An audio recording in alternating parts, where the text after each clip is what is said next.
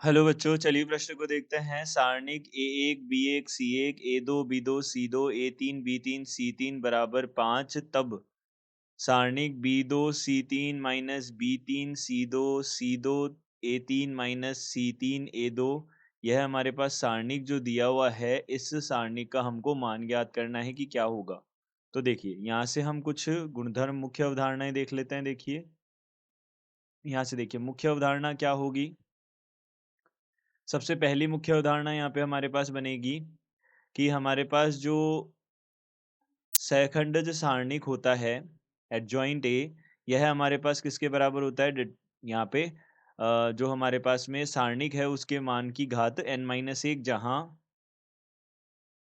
n जहाँ a का क्रम n है। a का क्रम n है, यह हम बोल सकते हैं a का क्रम कितना है, n होगा यहाँ पे। अब इसके बाद में हमको क्या करना है यहाँ से।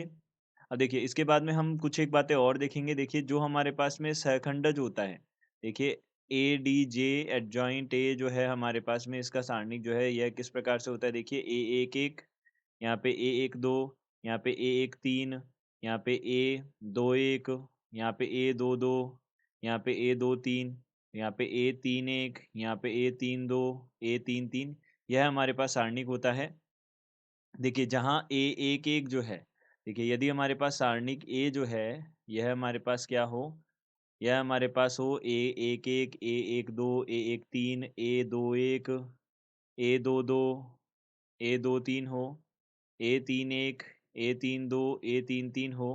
तो इस सारणी के लिए यहाँ पे ए आई जे जो होता है, यह हमारे पास कितना होता है, -1 की घात आई प्लस जे होता है। और यहाँ पे कितना होता है, हम क्या करते हैं, उसी के संगत पंक्ति स्तंभ को हटा देते हैं, जिसे हम एम आई जे भी बोलते हैं। ये तो होता है, एक तो होता है सहखंड, और यह एम आई जे होता है हमारे पास उपसारणिक। यह होता है उपसारणिक। कैसे ज्ञात करेंगे हम, एम आई जे जैसे हमको एम ए के ज्ञात करना है, तो हम क्या करेंगे, एक के संगत पंक्ति और स्तंभ को हटा देंगे। तो यहाँ से कितना आ जाएगा, a22, a23, a32 और a33 आ जाएगा। अब देखिए, यदि अगर हम यहाँ पे ध्यान से देखें, और एक बात और, एक हम यहाँ पे अवधारणा और लिखेंगे, ए जो हमारे पास परिवर्त है उसका जो सारणिक है वह किसके बराबर होता है, ए के सारणिक के बराबर ही होता है। इन चीज़ों का हम यहाँ पे उपयोग करेंगे, इन गुणधर्मों का। तो अब देखिए, यहाँ से हमारे पास क्या है, a1 b1 c1 है। तो यहाँ पे हमने इसको a मान लिया, एक बार के लिए a क्या बना दिया हमने, सारणिक बना दिया। और किसका सारणिक बना दिया, a1 b1 c1 a2 b2 c2 और a3 b3 c3 बना दिया। यह हमारे पास बना दिया। और देखिए, इसका जो सारणिक है यह किसके बराबर है, 5 के बराबर है।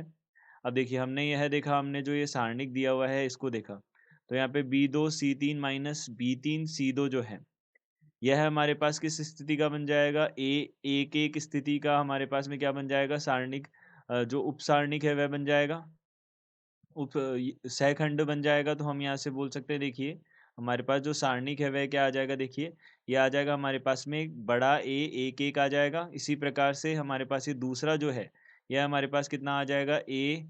अब देखिए, यहाँ पे सी दो ए3 है, तो सी2 ए3 कब बनेगा, जब हम यहाँ पे किसका लेंगे, बी1 का क्या लेंगे, सहखंड लेंगे। तो बी1 का सहखंड लेंगे तो ए12 आ गया, यहाँ पे ए13 आ जाएगा। यहाँ से हम बोल सकते हैं A21 आ जाएगा, A22 आ जाएगा और A23 आ जाएगा। यहाँ से A31 आ जाएगा, यहाँ पे A33 आ जाए 32 आ जाएगा, और यहाँ से A33 आ जाएगा। यह हमारे पास सारणिक बन जाएगा। अब देखिए, हमने क्या बोला, यह किसके बराबर है, यह बराबर है सारणिक जो हमारे पास यहाँ पे सहखंडज अवयव बनेगा।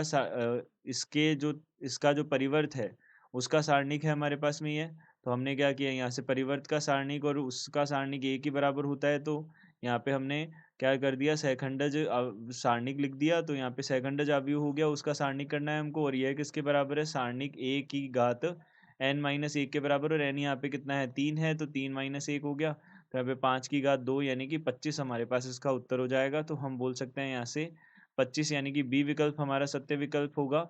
आशा करते हैं आपको समझ आया होगा। धन्यवाद।